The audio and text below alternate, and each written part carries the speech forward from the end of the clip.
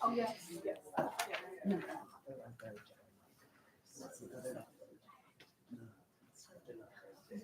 Yeah, it's not. That's exactly the same.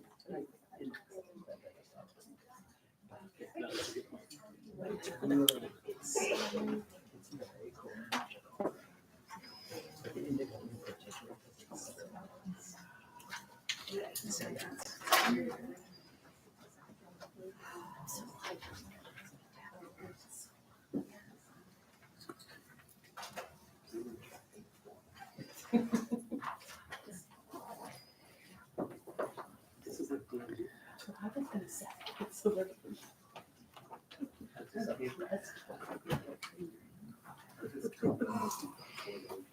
Okay.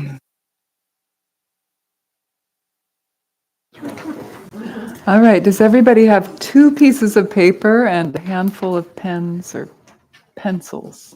If you only have 1 piece of paper, go ahead and get up and make sure you have 2. And again, there's more colors.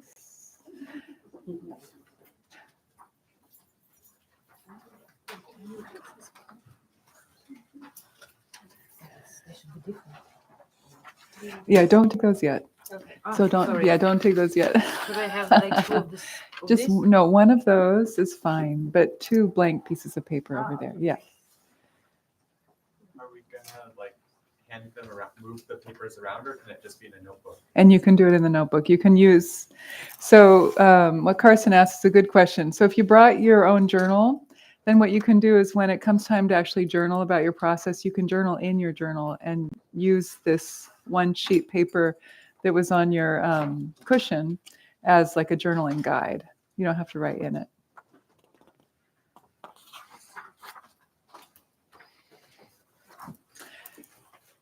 Are your papers double-sided? Yeah, okay, good.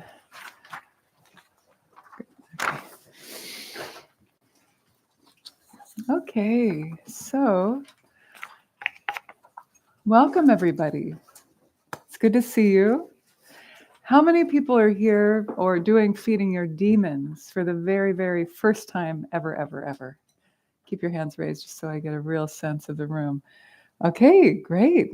Well, welcome, courageous souls, people who've already done it, know what they're getting into, and it's kind of a leap of faith to think, oh, I want to sign up ahead of time and do something that sounds really strange in a group of large group of people. But what's nice about this is that we are in a large group of people, but you are going to be doing this whole process on like in your little island of your own inner process. I will be guiding you through the whole thing. Your eyes are closed for the whole time, if that's comfortable for you. And you're really in your experience. And then afterwards we come together and we can share and talk and maybe even share what you drew or not. You don't have to. But I love doing art with this process as well because it really helps us kind of understand the imagery that comes up in the process a little bit more on a deeper level, and also helps us understand the gestalt, the alchemy, the main thrust of what's behind this process of feeding your demons, the 5 steps of feeding your demons. So usually like in trainings of feeding your demons, like for people who are in a training to become a facilitator in feeding your demons, the art would be introduced, a little bit later, not the first time you do it. But what I've found over these last few times I've done it in this class, where we've just done art from the get-go, people report back that even though it was their first time, they found the art to be really helpful to help them understand what it is we're doing. So I think it's actually a good thing to go be kind of thrown in the deep end with the art. Now, you don't have to be an artist at all, so please don't even worry about this. What it's meant to do is support you in kind of expressing the imagery that comes up. It can be really fun. It's like we're in kindergarten again, drawing away, and no pressure, no need for the drawing to look like exactly like what you saw, because I can guarantee you none of us will be able to do that unless you're a master artist. And that's not even the point. Actually making art, whether you're drawing what you saw when you met the demon or drawing what you saw when you met the ally later in the process, the very act of drawing and coloring and making the shapes and the texture and the mood and the imagery on paper has a therapeutic effect as well. It continues the therapeutic aspect of the feeding your demons process. So a lot of us know. How many people in here have done a lot of art or art therapy? Right, so we all know that art can be very therapeutic and good for us. So it continues the process in a very interesting way.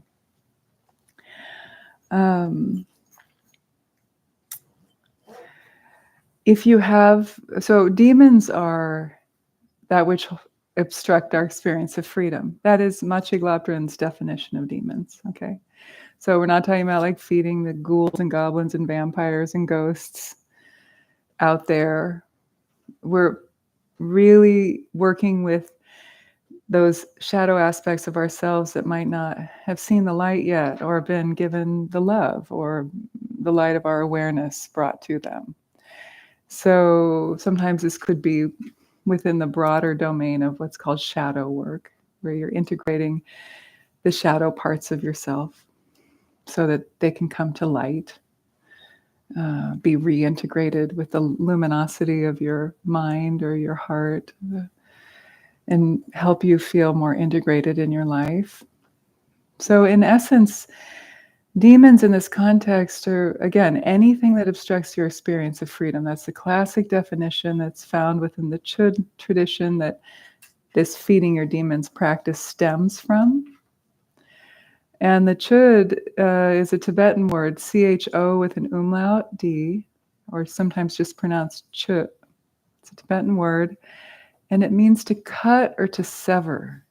And what that means is severing or cutting the attachment onto our suffering, our thoughts, our delusion, these aspects of ourselves that cause us to suffer. But on an even more fundamental level, if you're trying to cut down a tree, rather than spending a lot of time cutting off the leaves and the branches and so on, you would just cut the root, right? Cut the base. And so in Buddhist philosophy, or what's called Abhidharma, Buddhist psychology, Buddhist philosophy, the root of our suffering is what, students of Lojong mind training? Huh? Avidya, ignorance. Good. What did somebody over here say? Grasping. Good. But grasping onto a separate sense of self, right? So, and that is avidya. This avidya means not knowing or not recognizing your true nature. So that's what the Buddha taught, that we suffer because we've forgotten who we really are. And in that forgetting, we've grasped for other answers. Oh, I'm this, I'm my name, I'm my fame, I'm my family, I'm my, identity or what I've accomplished in my life, all these things that aren't really who you are. And so that's also what the Chöd practice is based on, is helping us to heal, to release the tendency to grasp onto a separate sense of self based on ignorance, which is another way of translating avidya, which is a Sanskrit word, marikpa in Tibetan, right? But I like Robert Thurman's translation too. He says it's like a misapprehension or a not knowing, really, a misunderstanding of who we are. That's another way of translating avidya. Okay, so feeding your demons is an offshoot from the Chöd practice, which is a very old tantric Buddhist practice from Tibet, established by an 11th century woman named Maciej Lopön. She's the one who defined demons as that which obstructs your experience of freedom in your life. And so my teacher, Lama Tsultrim Allione developed this practice out of this traditional Chöd and calls it feeding your demons. So feeding your demons is like Chöd in Western clothing. It's Chöd adapted for the modern psyche. And you don't have to learn the ritual of it, the bell and the drum and the chanting in Tibetan. You don't, unless you want to, you can. You can go over there to a Chöd retreat and do that. Here, feeding your demons takes the main core of that Chöd practice and brings it into more of a modern method of empty chair dialogue therapeutic method of dialoguing with the so-called demon, which is this perhaps uninvestigated, unbefriended aspect of ourself that keeps knocking on the door or irritating us. Pay attention to me, pay attention to me. I'm here, I have something to say. And so this structure of feeding your demons is a beautiful 5-step structure that helps us in a very safe, well-held, beautifully kind of orchestrated container to meet these fragmented aspects of ourselves and bring us back to wholeness. And as Jung said, the subconscious or unconscious communicates through imagery. Carl Jung, the great psychiatrist who had studied with Freud and then developed his own methods, Jungian psychology. So he said that the subconscious communicates through imagery. So that's the language of the psyche. And so, again, that's why art can be really cool to bring into this practice. And so feeding your demons isn't like an intentional visualization practice where you are trying to visualize things. Like, oh, my demon is an abandonment demon, so it must look like a lonely child over in a corner. No. You are completely invited to enter into this practice with no assumptions of what anything's going to be or look like, and trust that the subconscious will offer the imagery that's meant to be shown to you. Okay, so really, when in doubt, let go of control. Let go of assumptions of whether what you're doing right or wrong. Like there's no right or wrong here, but the only right is to stay with me. Stay with my voice. Stay with the guidance from beginning to end. Especially if some strong feeling is starting to come up in you, because sometimes tears will come. Sometimes you'll touch down on something that's really powerful. That's good. That's okay. All of that is welcome here. Don't abandon ship. Okay, stay on the ship. Stay with me. I'm here for you. Sometimes people think, oh, I'm crying, I'm not supposed to cry. Or even beyond that, maybe a strong emotion will come up. Maybe the demon is more powerful than you expected it to be. And then, how many people have noticed this when you're getting a strong emotion? The mind will come in and start to try to figure it all out. Oh, why am I crying? Why? Oh, I didn't realize this. Oh, it's when my dad left and this and that. Yeah. As much as possible, let that go. It's not about the mind rationally trying to understand the story. This practice is very much a somatic experience, okay? The first step of the 5 steps of feeding your demons is to feel this so-called blockage or demon in your body. So like, where is it in your body? And then we take it from there. Where is it in your body? What is the texture, the temperature, the color, the shape? So you're really starting in the body. Even if the blockage or shadow work you want to do tonight is a thought like, I'm not good enough or I'm a loser, like say you're working with the thought, I'm going to be silly here, like I'm a loser. Maybe this is not so silly, but the thought, I'm a loser. Okay, well, where does that thought live in my body? Is it in the head? Or is it somewhere else? Do I hold it in my gut? Is it a tight low back? Is it digestive problems? You don't know what I'm saying? Like often emotional stuff or mental assumptions or thoughts about ourselves are held in the body. We feel, yes, you've probably heard this a million times before, but it's a nice one-liner. Our issues are in our tissues.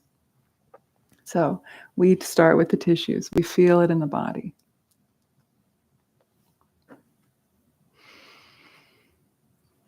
So so-called demons can be self-limiting thoughts, beliefs about ourselves. They can be emotions, challenging emotions, jealousy, anger, depression, sadness. Depression it can be an emotion. It can be also like a state. But we can work with depression. Really, you can work with anything. Anxiety.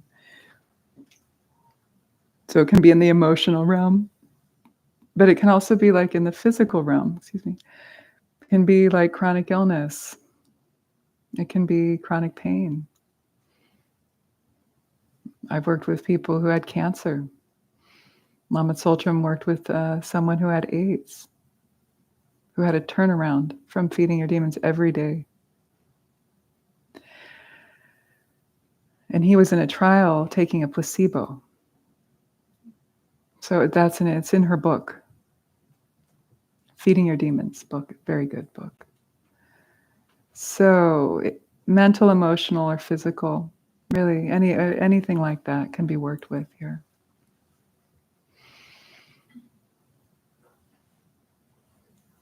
Any questions about what is a demon or anything I've said so far?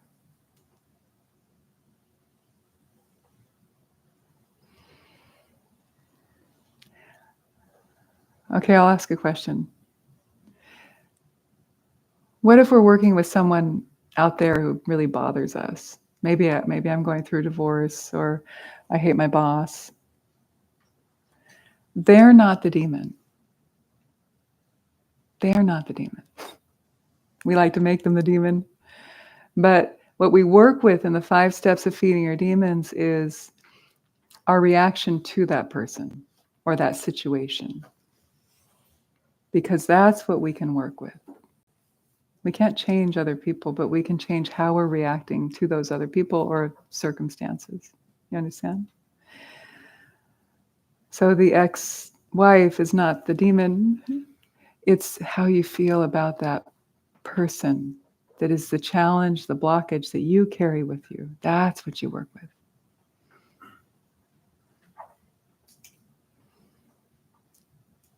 Okay.